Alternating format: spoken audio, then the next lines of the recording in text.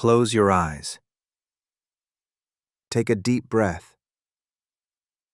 And imagine a world that never was. 66 million years ago, on a warm afternoon, something didn't happen. A rock the size of Mount Everest, traveling faster than a bullet, racing through space toward Earth at 70,000 kilometers per hour, missed. Just barely. It passed by our planet, a near miss in cosmic terms, and continued its journey into the darkness. The dinosaurs, grazing in forests, hunting in plains, nesting in coastal cliffs, never knew how close they came to extinction. They simply continued living. And in that world, everything changed. Or rather, everything stayed the same, but became something entirely different. Tonight, as you drift toward sleep, I'm going to tell you the story of that world. A world where dinosaurs never died. A world where Tyrannosaurus Rex wasn't a fossil, but an ancestor. A world where intelligence didn't belong to apes, but to reptiles. A world that could have been if one rock had missed instead of hit. So relax. Get comfortable. Let your mind wander. And let me tell you about the world of the dinosaurs. First, we need to understand what dinosaurs actually were. When most people hear the word dinosaur, they picture giant lizards, cold-blooded, slow, dragging their tails in the mud. But that image is completely wrong. It's a fantasy from old movies and outdated science. Modern paleontology tells us something different. Dinosaurs were not lizards. They were something unique, something that had never existed before and has never existed since. They were warm-blooded, or at least many of them were. They were active, fast, some were intelligent. Many had feathers. They cared for their young. They lived in complex social groups, and they dominated the Earth for 165 million years. To put that in perspective, humans have existed for about 300,000 years. Civilization for about 10,000. Dinosaurs ruled for 165 million years. That's 550 times longer than all of human history. They were the most successful large animals that Earth has ever known. So what would have happened if they had survived? If that asteroid had missed and the Cretaceous period had simply continued? The first thing to understand is that the world they lived in was already changing. The late Cretaceous, the period just before the asteroid hit, was a time of transformation. The climate was cooling slightly. Flowering plants, angiosperms, had recently evolved and were spreading rapidly. New types of insects evolved to pollinate these flowers. And dinosaurs were adapting to all these changes. In our world, the asteroid hit. The impact released energy equivalent to 10 billion atomic bombs. The sky filled with dust and ash. The sun was blocked for years. Plants died. Herbivores starved. Carnivores starved. 75% of all species went extinct. The age of dinosaurs ended. But in the world we're imagining tonight, that didn't happen. The asteroid missed. The sky stayed clear. And evolution continued. So let's fast forward. Let's jump ahead 10 million years to 56 million years ago in our alternate timeline. What does the world look like? The planet is still warm. There are no ice caps at the poles. Forests grow in Antarctica. Crocodiles swim in Arctic rivers. And dinosaurs have continued to evolve and diversify. The great sauropods, those long-necked giants like Brachiosaurus and Argentinosaurus, have evolved into new forms. Some have become even larger, pushing the absolute limits of what land vertebrates can achieve. In South America, there are sauropods that weigh over 100 tons, twice the size of the largest ones from the Cretaceous. They move slowly through vast forests, eating tons of vegetation every day, their footsteps shaking the ground. But others have gone in a different direction. Some sauropod lineages have become smaller, adapting to more specialized niches. There are dwarf sauropods on islands, no larger than a cow. There are semi-aquatic sauropods that wade through swamps, using their long necks to reach underwater plants. There are climbing sauropods in mountainous regions, with shorter necks but stronger legs, adapted for rocky terrain. The tyrannosaurs, the great predators, have also diversified. The classic Tyrannosaurus Rex body plan, massive jaws, tiny arms, powerful legs, has proven incredibly successful. But evolution never stops experimenting. In Asia, there are pack-hunting tyrannosaurs, smaller than T-Rex, but working together to bring down prey much larger than themselves. They hunt like wolves, coordinating attacks, surrounding their victims. In Africa, there are long-legged tyrannosaurs adapted for running on open plains, chasing fast herbivores across grasslands that are beginning to spread. And then there are the raptors, the dromaeosaurs. These are the most fascinating of all. In the Cretaceous, raptors like Velociraptor and Deinonychus were already showing signs of high intelligence.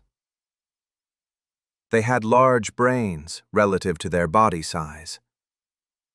They hunted in packs. They used complex strategies. They were covered in feathers. In our alternate world, the raptors have continued evolving, and they've begun to change in remarkable ways. By 56 million years after the asteroid that never was, there are raptors that have developed opposable digits on their hands. Not quite thumbs, but functional grasping appendages. They can manipulate objects. They can use tools. Some paleontologists believe that if dinosaurs had survived, raptors would have been the lineage most likely to develop true intelligence. And in our imagined world, that's exactly what's happening. Slowly, gradually, over millions of years. But it's happening. Let's jump forward again. 20 million years after the missed asteroid.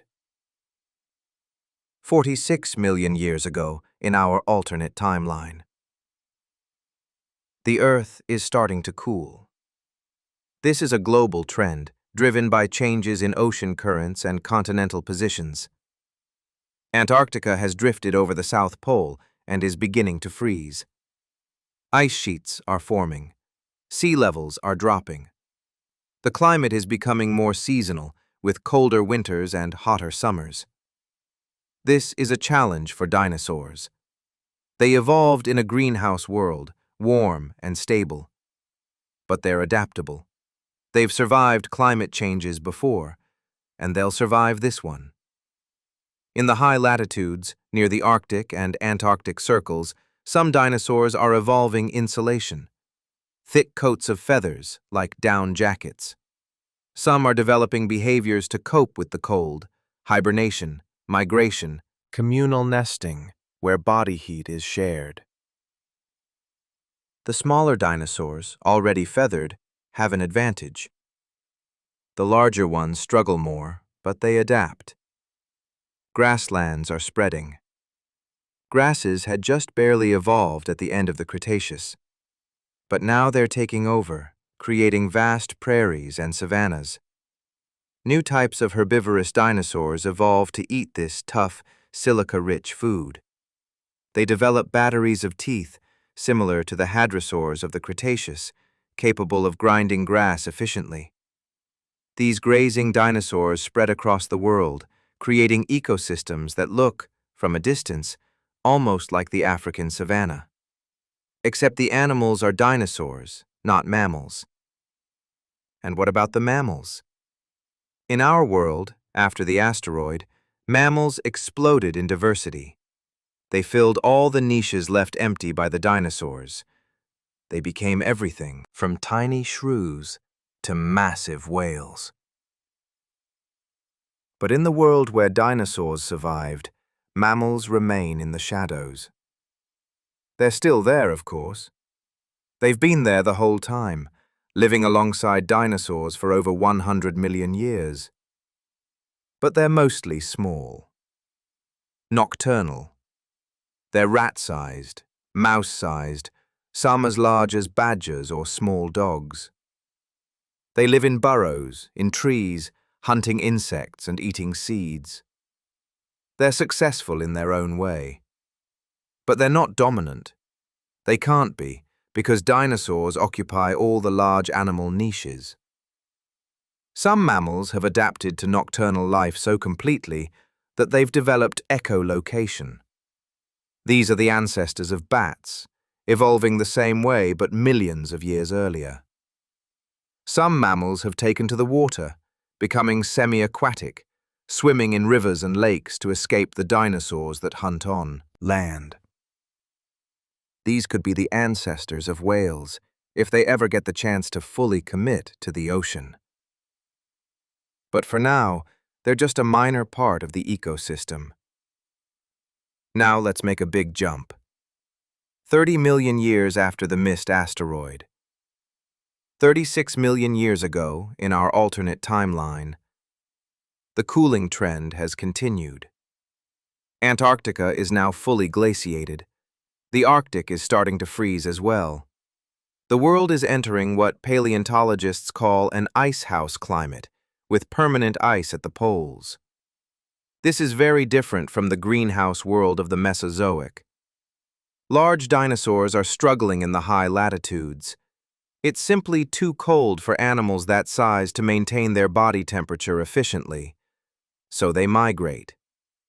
Every year, herds of massive sauropods and ornithopods trek from the polar regions toward the equator for winter, then back again for summer. These migrations are the largest animal movements Earth has ever seen. Millions of dinosaurs on the move, shaking the ground, eating everything in their path. But not all dinosaurs migrate. Some of the smaller ones have found another solution: hibernation.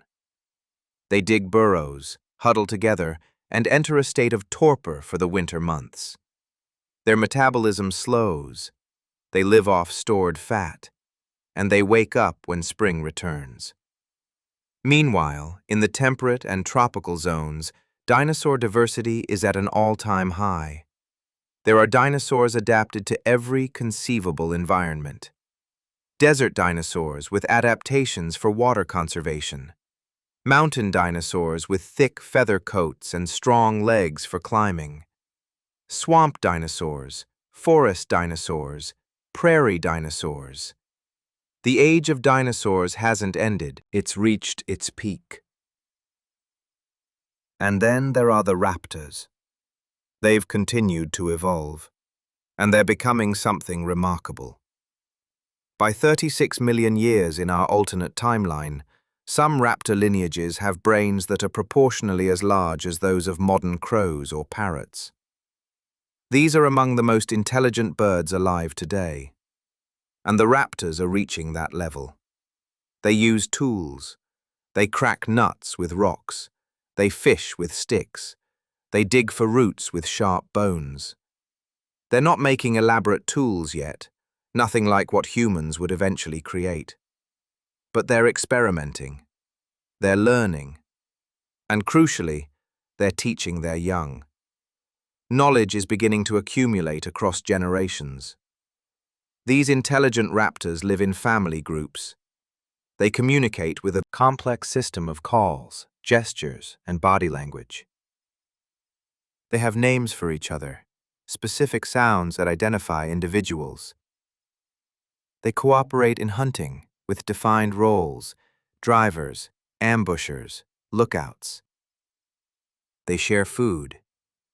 They mourn their dead. If you could see them, these proto-intelligent raptors, you might recognize something familiar. Not in their appearance, they're still very much dinosaurs, but in their behavior, in the way they interact, problem solve, care for each other. You're seeing the early stages of intelligence emerging, the same process that happened with primates in our world. But here, it's happening with reptiles. Let's jump again. This time to 10 million years ago in our alternate timeline. The Earth has continued to cool. The Ice Age cycles have begun, with glaciers advancing and retreating in regular patterns. These climate swings are dramatic, and they drive rapid evolution. Species that can't adapt go extinct. Species that can adapt thrive. The largest dinosaurs, the supergiant sauropods, have finally gone extinct. They simply couldn't adapt to the cooler, more seasonal world. But medium-sized sauropods survive, particularly in the tropics. The ornithopods, the duck-billed dinosaurs, have become the dominant herbivores in many ecosystems. They're adaptable, intelligent for herbivores, and can live in a variety of environments. Tyrannosaurs still exist, but they're not the apex predators everywhere anymore. In some regions, large predatory raptors have taken over. These are descendants of the tool-using, intelligent lineage we saw evolving earlier. They're taller now, standing upright on their hind legs. Their arms have become longer and more dexterous. Their hands can grasp and manipulate with precision. And their brains. Their brains are large, as large, relative to body size, as those of early hominids, like Australopithecus. They're on the threshold of something unprecedented in Earth's history. These advanced raptors, let's call them Saurosapiens, the wise reptiles, live in tribes of 20 to 50 individuals. They have a clear social hierarchy. They have different roles: hunters, gatherers, caregivers, scouts. They make tools from stone, bone, and wood. Their tools are simple but effective: sharp flakes for cutting, pointed sticks for digging, heavy rocks for breaking bones to access marrow. They build nests, but these are no longer just piles of vegetation. They're structures, carefully constructed shelters made from branches, leaves, and mud. Some groups build their nests in trees, safe from ground predators. Others build on cliff sides, in caves, along riverbanks. They have language. Not a complex language like modern humans, but a proto-language. They have specific sounds for different types of food, different predators, different dangers. They can communicate about things that aren't immediately present: the location of a fruit tree they visited yesterday, the direction a herd of prey was traveling this morning. This ability to discuss the past and plan for the future is a cognitive leap. It's the foundation of abstract thought. Importantly, they have culture. Different tribes of Saurosapiens have different behaviors, different tool traditions, different vocalizations. A young Saurosapiens doesn't inherit these behaviors genetically. It learns them from its parents, from the tribe. And this means that knowledge can accumulate faster than biological evolution allows. Cultural evolution has begun. But they're not alone in their intelligence. In the oceans, marine reptiles, the descendants of plesiosaurs and mosasaurs that survived alongside the dinosaurs, have also evolved high intelligence. Some of these marine reptiles live in family groups, communicate with complex vocalizations, use tools to crack open shellfish. They're the equivalent of dolphins or orcas in our world. Intelligent, social, adapted to a completely different environment. And still, the mammals remain small. They've evolved, certainly. There are now mammals that glide between trees, mammals that echolocate, mammals that swim. But they haven't broken through. They can't compete with dinosaurs for the large animal niches. The primates, the lineage that would lead to humans in our world, have evolved. But they're small, nocturnal, eating insects and fruit in the trees. They're intelligent for their size, but they're not the dominant intelligence on the planet. That honor belongs to the Saurosapiens. Now, the big question. Would the Saurosapiens continue evolving toward true civilization? Would they develop agriculture, writing, cities, technology? This is where we enter the realm of pure speculation. But it's educated speculation based on what we know about evolution and intelligence. Let's imagine forward to 1 million years ago in our alternate timeline. The Saurosapiens have continued to evolve. Their brains are now as large as those of Homo erectus, the ancestor of modern humans. They've spread across all the continents. Different populations have adapted to different environments. Desert Saurosapiens, Arctic Saurosapiens, jungle Saurosapiens. They've discovered fire. This happened gradually, over hundreds of thousands of years. First, they learned to preserve fire from lightning strikes. They kept embers burning, carrying them from place to place. Then they learned to make fire themselves, striking rocks to create sparks, using friction from rubbing sticks together. Fire changed everything. With fire, they could cook food, making it easier to digest and extracting more nutrients. This allowed their brains to grow even larger, because brains are energetically expensive organs. With fire, they could stay warm in cold climates, expanding their range. With fire, they could defend themselves against predators. With fire, they could create light at night, extending their active hours beyond daylight.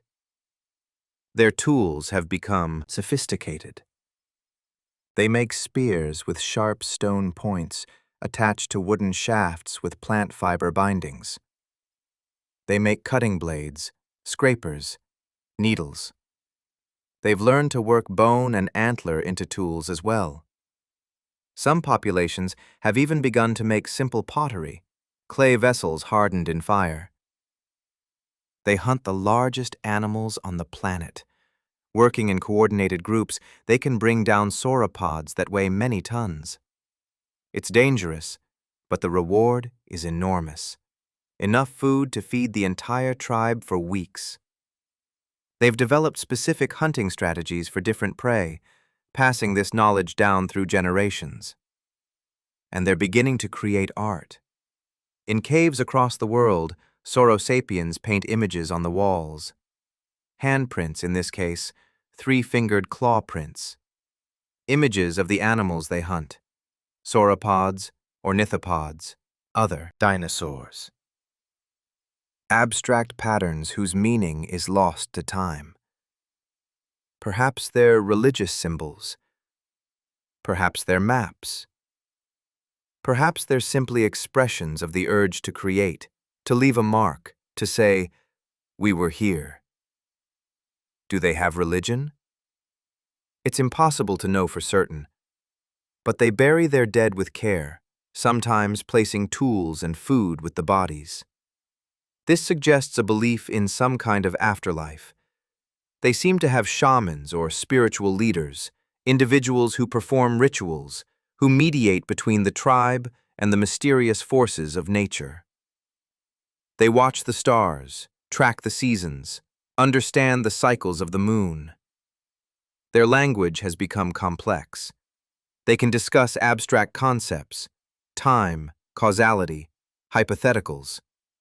They can tell stories, not just about what happened, but about what might happen, what could have happened, what they wish would happen.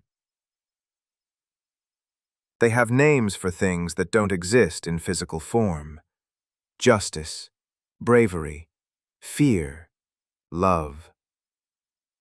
This is symbolic thought, the foundation of human-level cognition. But there's a crucial question. Would they develop agriculture? Agriculture was the turning point for humans. Once humans began farming, about 10,000 years ago, everything changed. Permanent settlements, population growth, specialization of labor, social hierarchies, writing, cities, civilization. For Sauro sapiens, agriculture might be more difficult. They're carnivores by nature, descended from predatory theropods. Their digestive systems are optimized for meat. But they're omnivorous by this point, eating fruits, nuts, roots, eggs alongside meat. And they're intelligent enough to recognize patterns, to understand that seeds grow into plants. Let's say that, in some regions, particularly in river valleys with rich soil and predictable flooding, some tribes of Sauro sapiens begin to experiment with proto-agriculture. They protect fruit trees from other animals. They scatter seeds of plants they like to eat. They weed out competing plants. It's not full agriculture yet, but it's the beginning.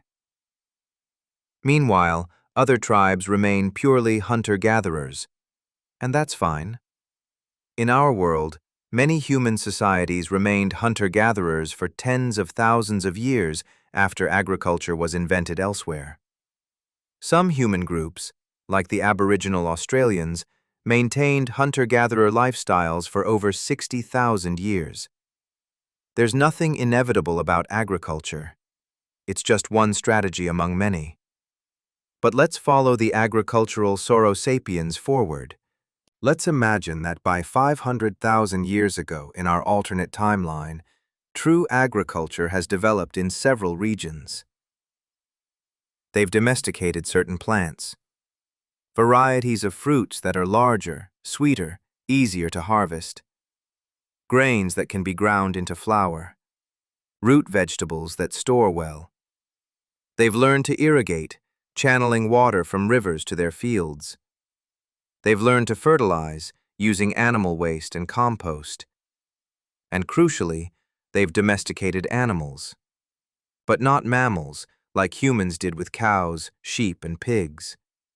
They've domesticated smaller dinosaurs, small ornithopods that can be herded, that eat vegetation, and can be slaughtered for meat. These are the equivalent of sheep or goats. Larger ornithopods that can pull plows and carry loads, the equivalent of oxen or horses. Some tribes have even domesticated small theropods for pest control, similar to how humans domesticated cats. With agriculture comes permanent settlements.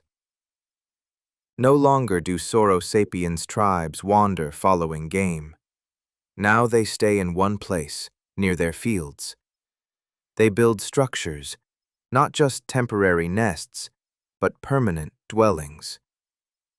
At first, these are simple, wooden frames covered with leaves and mud.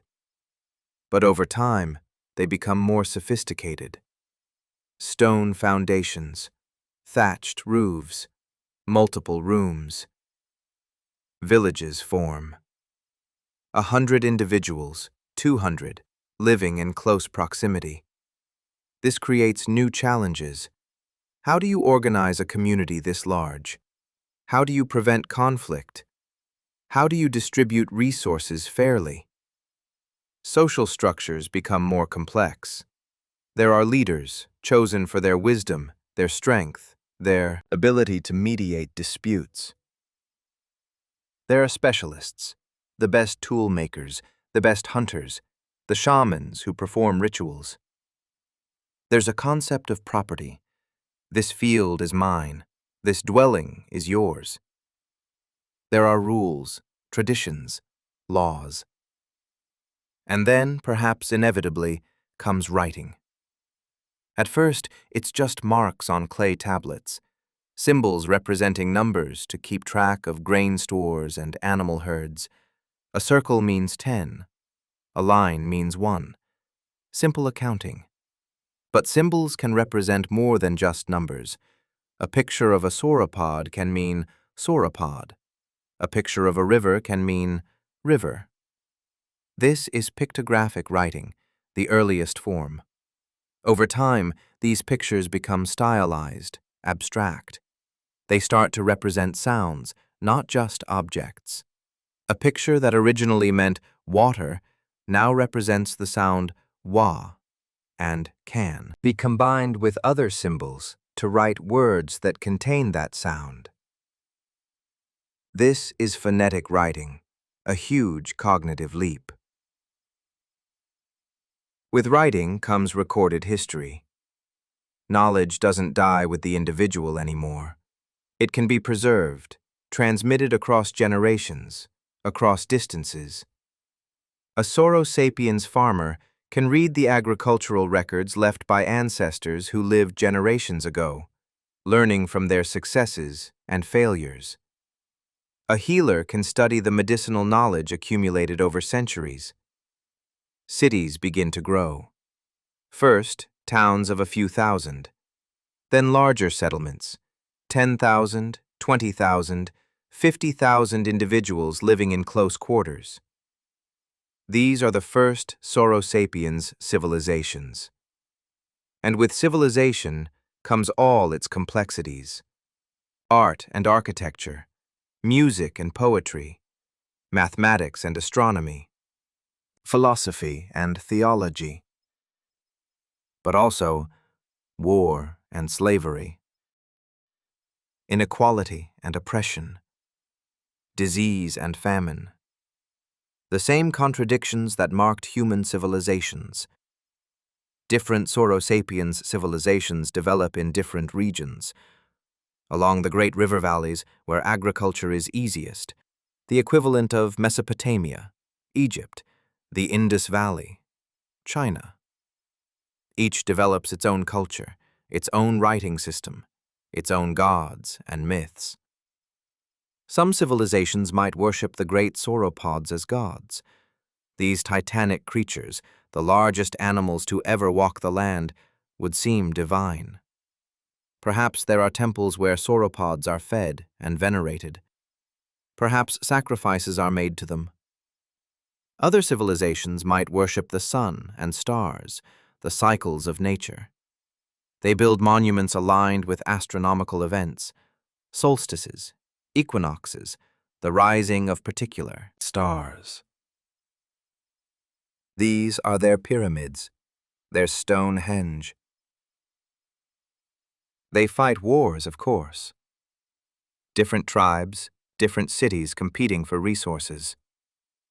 They develop weapons, bronze spears, armor made from hardened leather and metal plates, siege engines to break through city walls.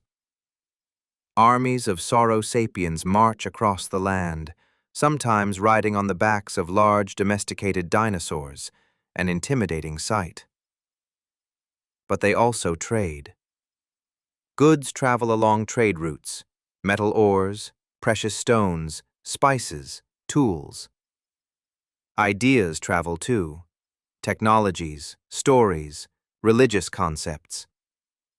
The Sauro sapiens world becomes connected, diverse civilizations aware of each other, influencing each other. Science begins to emerge.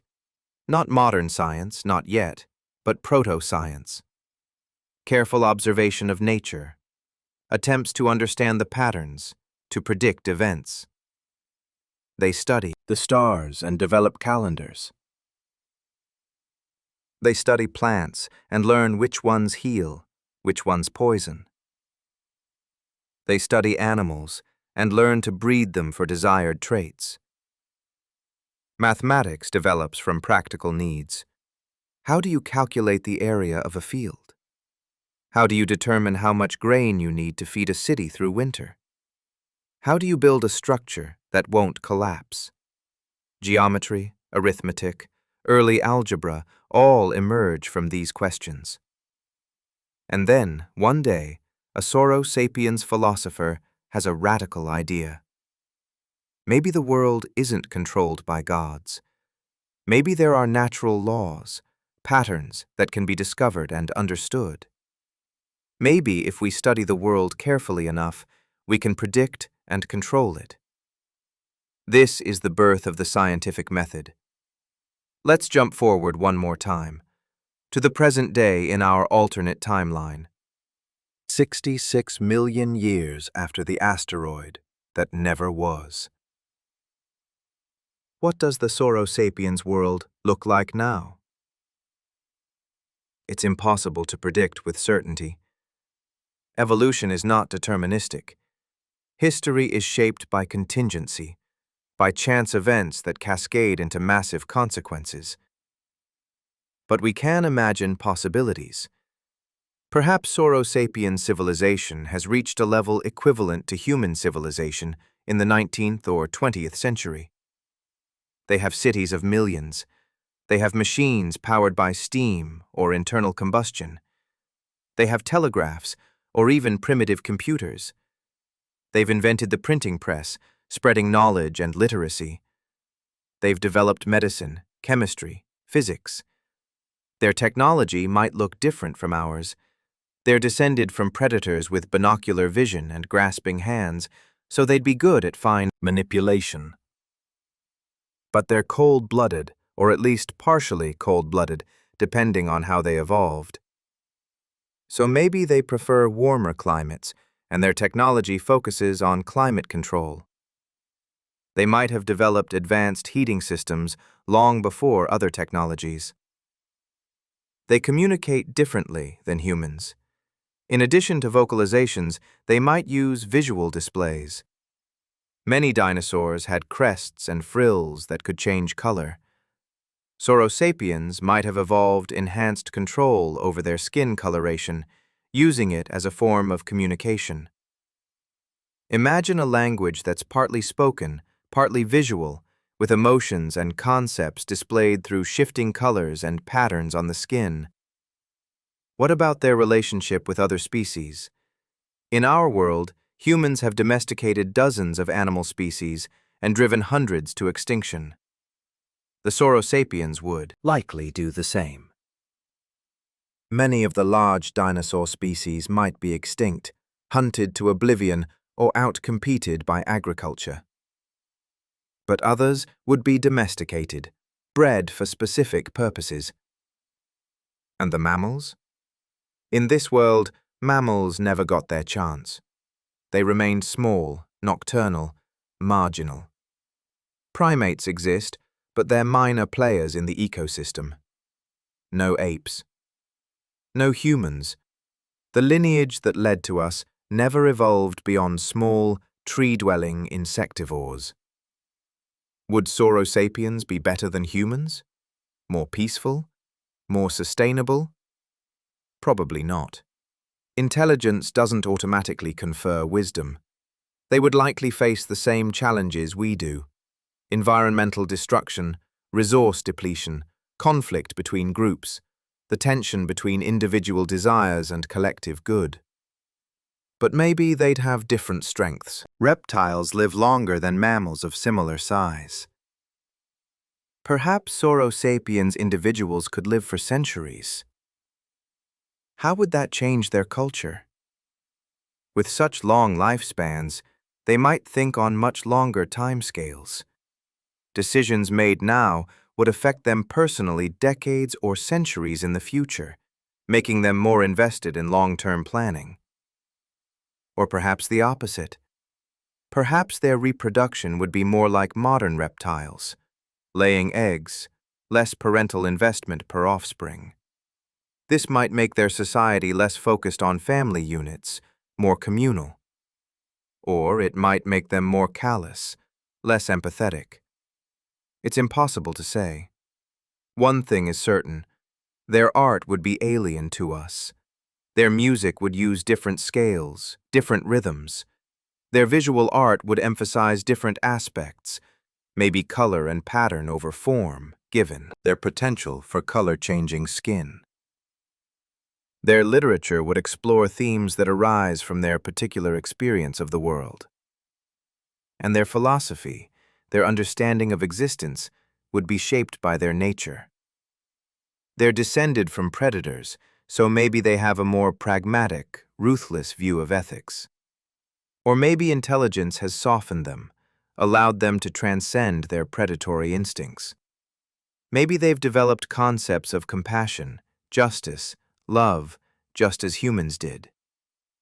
Could they reach the stars? Why not? If they can develop science and technology, if they can build cities and machines, there's no reason they couldn't eventually develop spaceflight. Maybe, in our imagined present, Sauro Sapiens rockets are launching from pads on Earth. Maybe they have satellites orbiting, space stations, even colonies on other worlds. Maybe they're looking out at the universe, wondering if they're alone, searching for other intelligence among the stars. And then, perhaps, one day, they discover the truth. A Sauro Sapiens astronomer, studying asteroids, identifies one that passed close to Earth 66 million years ago. She calculates its trajectory, running the numbers backward through time. And she realizes it almost hit. If its path had been just slightly different, if it had arrived just a few hours earlier or later, it would have struck the planet with catastrophic force. She shares her findings with the scientific community. They confirm her calculations. The data is clear. 66 million years ago, an extinction-level asteroid came within a few thousand kilometers of Earth. It was pure luck, pure chance that it missed. The discovery sends ripples through Sauro Sapiens civilization, their existence, their entire species, their culture, their history, all of it hangs on a moment of cosmic chance. If that rock had hit, none of them would exist. The world would be completely different. Some other form of life would have risen to dominance. It's a humbling realization. And perhaps it motivates them to look outward, to ensure their survival by spreading beyond Earth, by becoming a multi-planetary species. Because next time, the asteroid might not miss. But we'll never know if any of this happened, because in our world, in the real timeline, the asteroid didn't miss. It hit. 66 million years ago, a rock from space slammed into what is now the Yucatan Peninsula in Mexico. The impact was unimaginable. A crater 180 kilometers wide, shock waves that circled the globe, tsunamis hundreds of meters high, wildfires across continents, and the dust. Trillions of tons of pulverized rock thrown into the atmosphere, blocking the sun for years. The dinosaurs died. Not immediately, not all at once. It took years, decades. The largest died first, unable to find enough food. Then the medium-sized ones. Eventually, only the smallest survived. And even most of those went extinct. But some survived. The ancestors of modern birds. Small, feathered theropods that could fly, that could find food where ground-bound dinosaurs couldn't. They made it through. And today their descendants are everywhere. Sparrows, eagles, penguins, ostriches. Birds are dinosaurs. The only dinosaurs that survived. And with the giant dinosaurs gone, mammals had their chance. Those small, furry, nocturnal creatures that had lived in the shadows for over 100 million years. Suddenly, the world was theirs. They exploded in diversity. They grew larger. They filled every niche the dinosaurs had left empty. And eventually, 65 million years later, one lineage of mammals evolved intelligence. Primates, apes, humans, us. We exist because the dinosaurs died. If that asteroid had missed, if the dinosaurs had survived, we wouldn't be here. Our entire lineage, from the first primates to Homo sapiens, would never have existed. The story of humanity is written on the extinction of the dinosaurs. So tonight, as you drift off to sleep, think about that. Think about the world that could have been. A world where reptiles, not mammals, became the dominant intelligence. Where cities were built by creatures with scales and feathers instead of skin and hair. Where a completely alien form of consciousness looked up at the stars and wondered about its place in the universe. It's a beautiful thought, in a way. Not because that world would necessarily be better, but because it reminds us how contingent our existence is, how much of history depends on chance, how easily things could have been completely different. The dinosaurs ruled for 165 million years. We've been here for 300,000. We're newcomers, and whether we'll last as long as they did remains to be seen. But for now, we're here, conscious, aware, able to imagine what might have been, able to tell stories about worlds that never existed. And that, perhaps, is its own kind of miracle. Sweet dreams, dream of ancient worlds. Dream of dinosaurs with wisdom in their eyes. Dream of cities where the streets echo with the calls of beings who are not quite human, but are not quite alien either. Dream of the world that could have been. And when you wake, remember, we're living in the timeline where the asteroid hit, where the dinosaurs died, where mammals inherited the earth, where eventually humans arose. This is our world, the one that happened, the timeline we're living in. And it's no less miraculous for being real. But before we sleep, let's explore a few more moments from that alternate timeline. Some details we haven't touched on yet. Small stories from the world that never was. Imagine a Sauro sapiens child, 50,000 years ago in the alternate timeline. She's just learned to use tools. Her mother shows her how to chip a stone to make it sharp, how to hold it at the right angle, how to strike with just the right force. The child tries, fails, tries again. The stone breaks in the wrong place. She cries out in frustration, a high-pitched chirp. But her mother is patient. She demonstrates again, and again, until finally the child succeeds. A perfect, sharp flake. She holds it up proudly, her crest flushing bright blue with joy.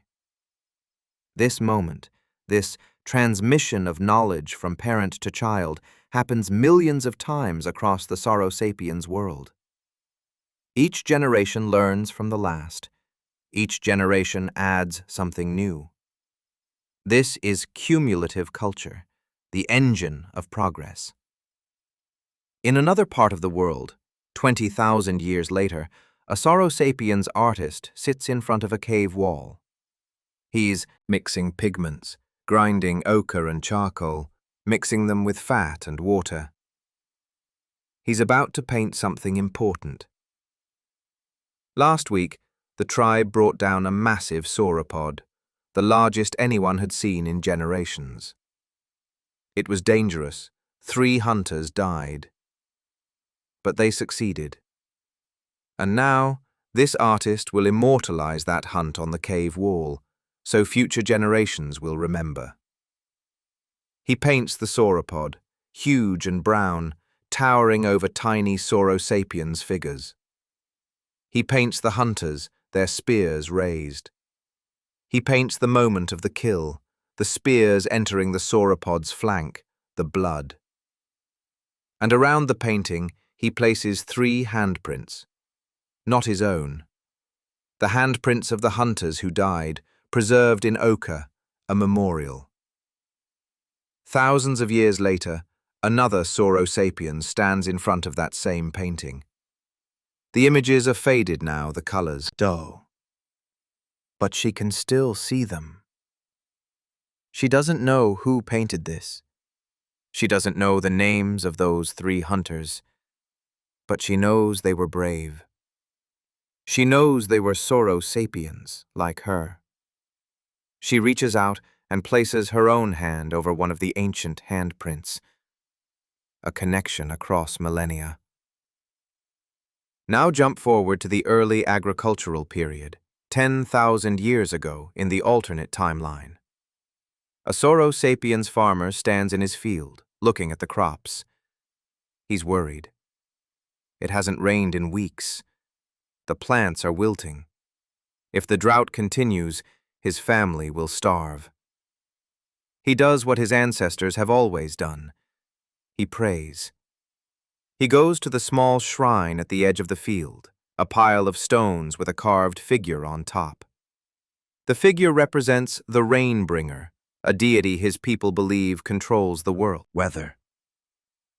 He offers gifts, a bundle of dried fish, a polished stone, drops of his own blood.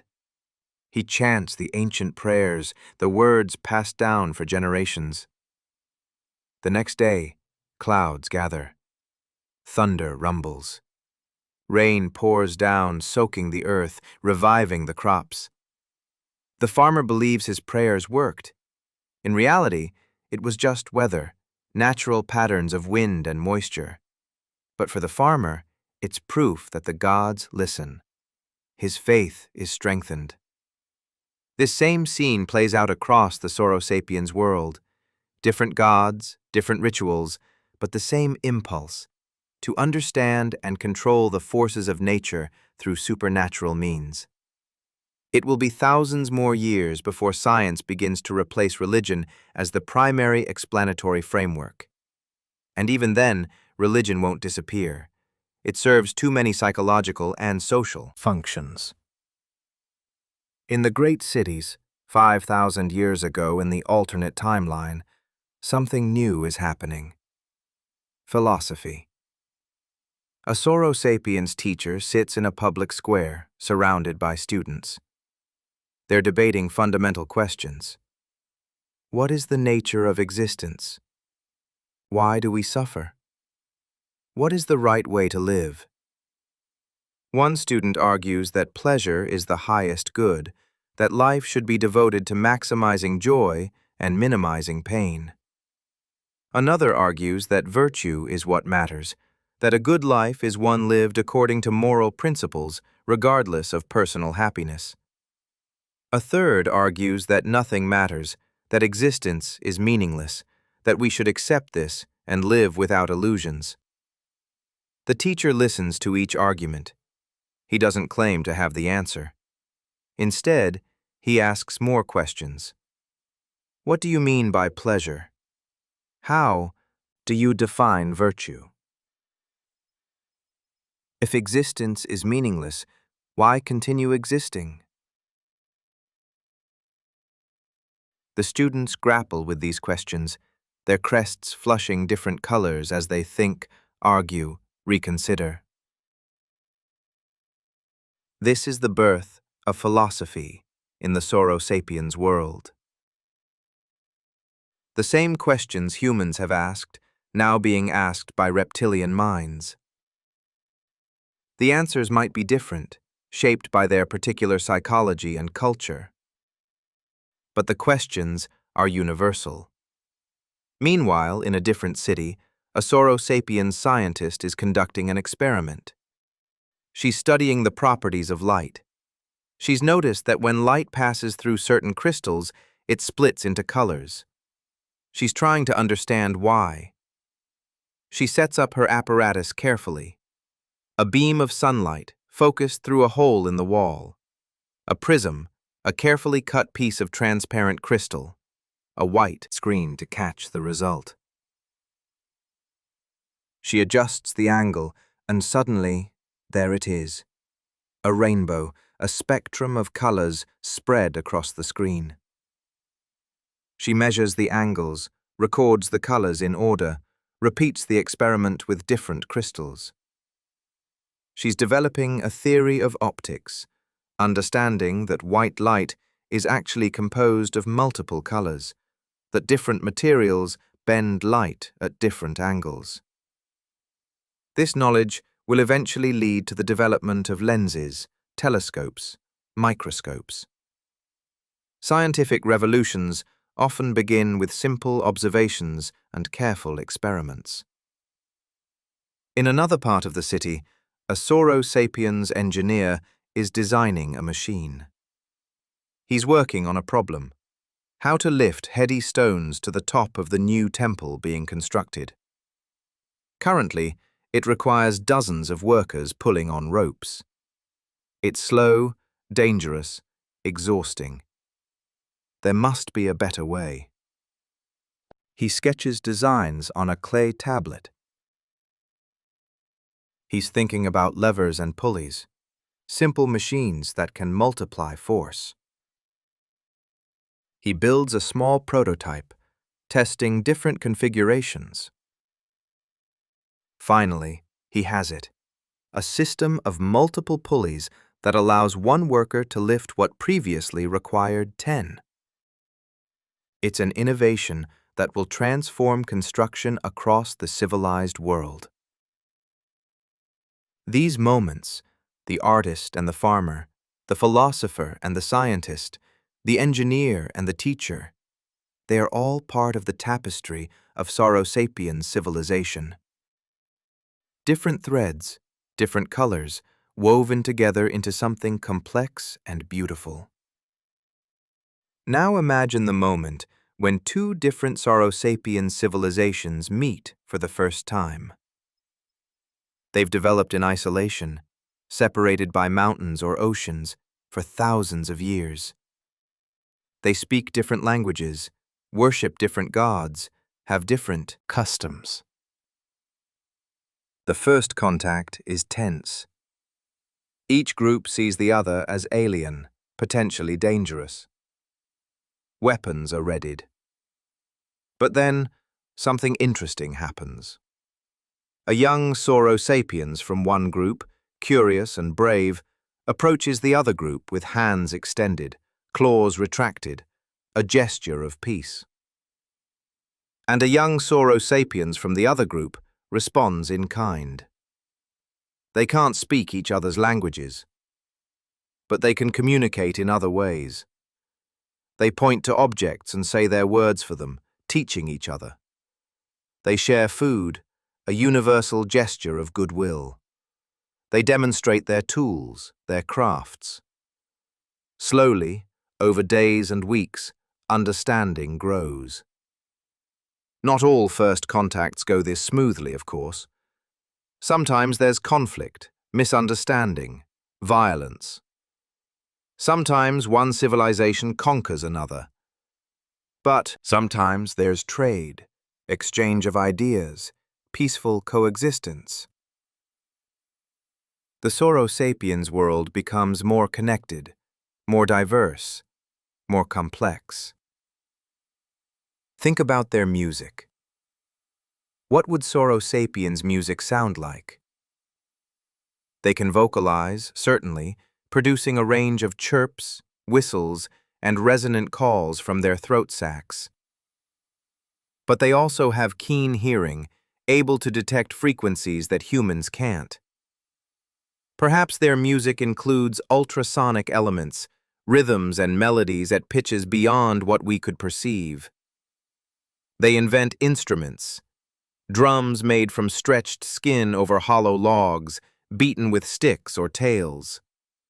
Flutes made from bones or reeds, producing haunting melodies.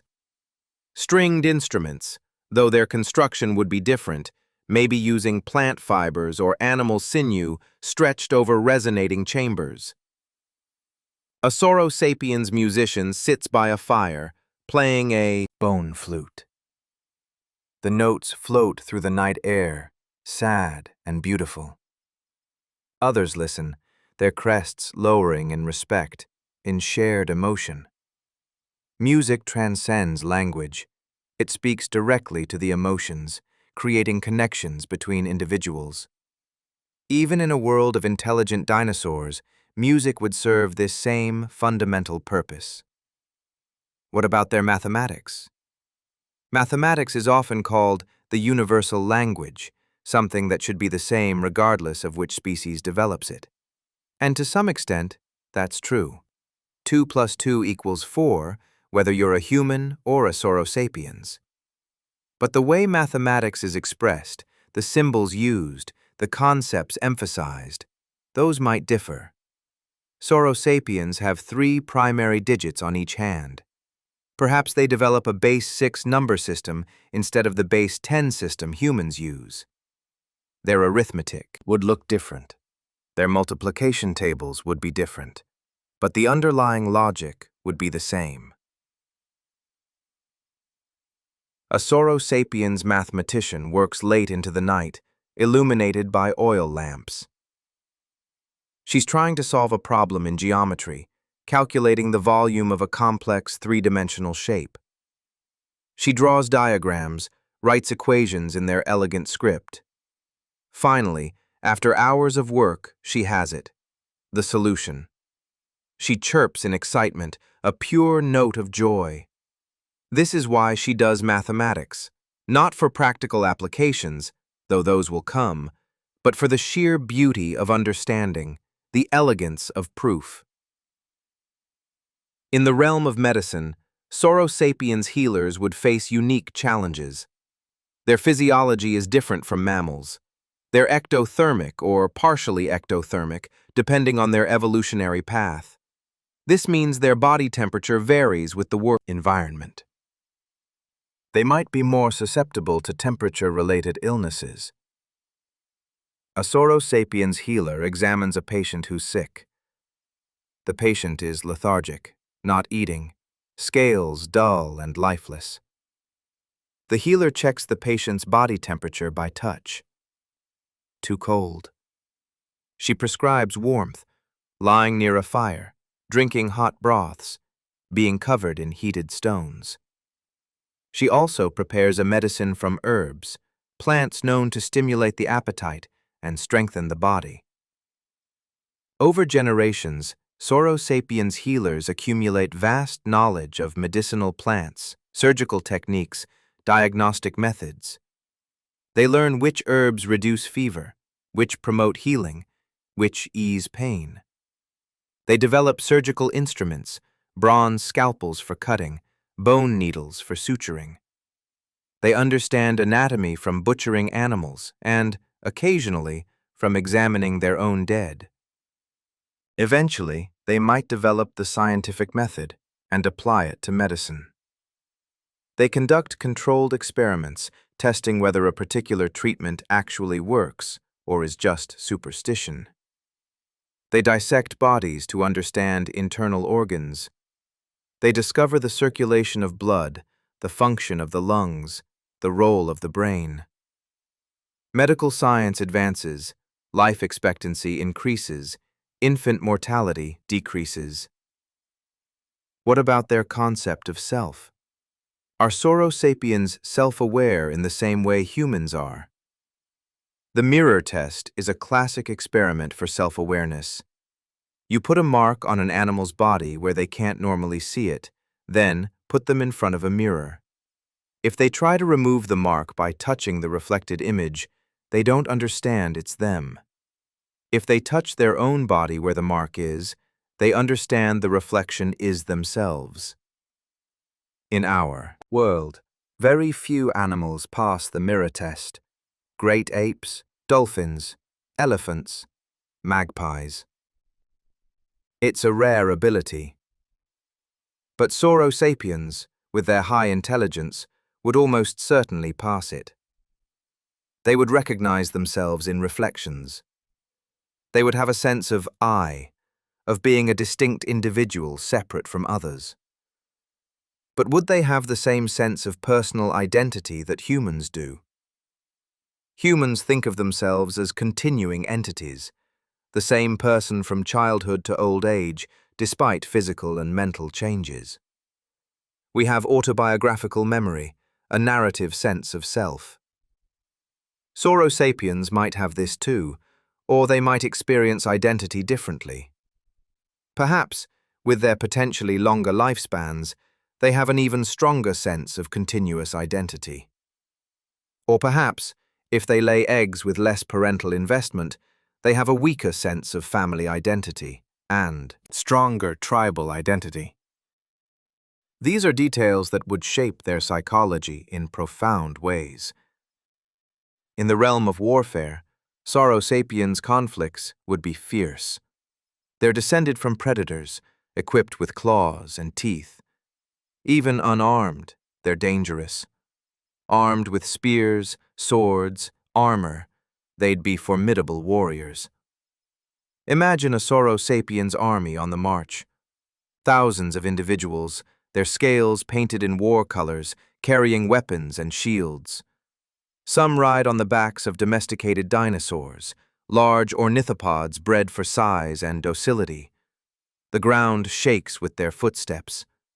They chant war songs, their voices creating an eerie, powerful chorus. They meet an enemy army on a plain. Both sides form up, shields locked, spears bristling. For a moment, there's silence. Then, at a signal, they charge. The clash is thunderous. Spears pierce armor, claws slash, jaws snap. It's brutal, chaotic, terrifying. But even in war there might be rules, codes of conduct. Perhaps Saurosapiens cultures develop concepts like chivalry, honor in combat, treatment of prisoners. Or perhaps warfare is total, merciless.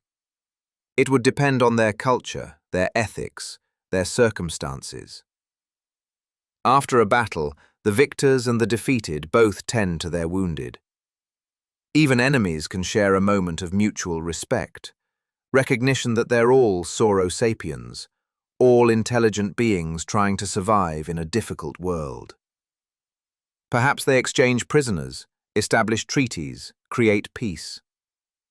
Or perhaps the cycle of violence continues, generation after generation. Finally, imagine the moment when a Saurosapiens philosopher has a radical realization. She's studying the stars, tracking their movements across the night sky.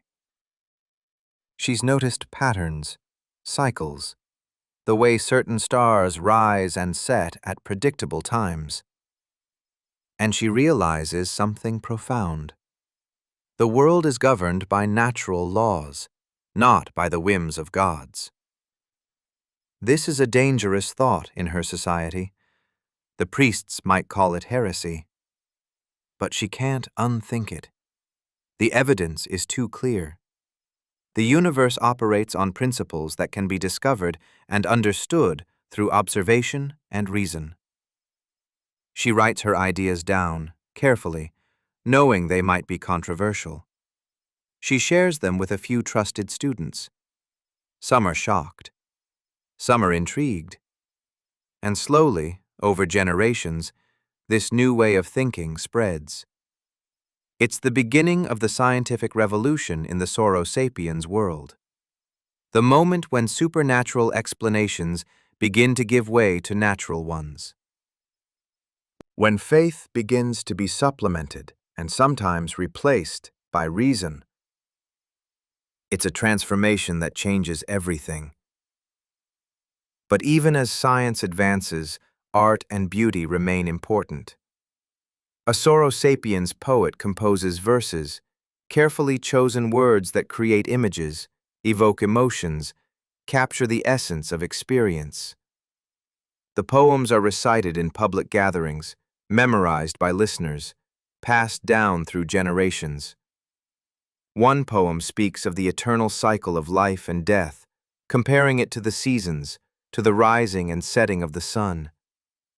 Another speaks of love, the bond between mates, the joy and pain of connection. Another speaks of war, the tragedy of young lives lost, the futility of violence.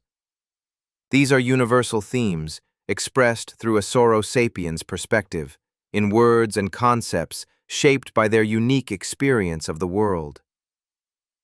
And so the alternate timeline continues, rich with possibility, filled with countless individual lives, each one unique, each one valuable. The Sapiens world is as complex, as contradictory, as beautiful and terrible as our own. Because intelligence, wherever it arises, brings with it the same fundamental capacities: reason and irrationality, compassion and cruelty, creation and destruction. Now, let these images fade. Let the Sapiens world dissolve like a dream. Because that's what it is, a dream, an imagining, a story of what might have been if one cosmic event had gone differently. In our world, the asteroid hit. The dinosaurs died. And we, mammals, inherited the Earth. This is the timeline we're living in, the real one.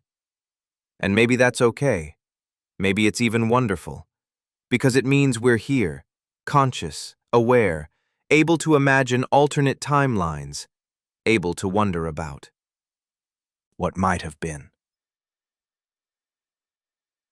The story of the Sapiens is a story we tell ourselves to understand our own contingency. To remind ourselves that we're not inevitable, not the end point of evolution, not the purpose of the universe.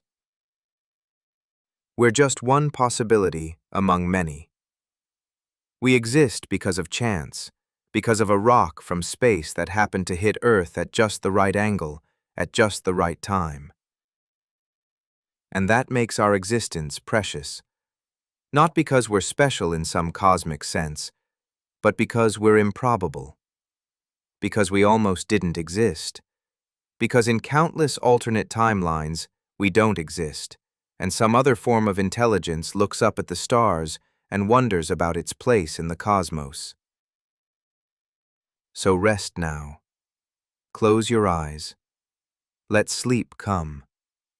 And as you drift off, remember, you're living in one specific timeline among infinite possibilities. And that's miraculous enough. Good night. Good night. Good night. Good night. Good night. Good night. Good night. Good night.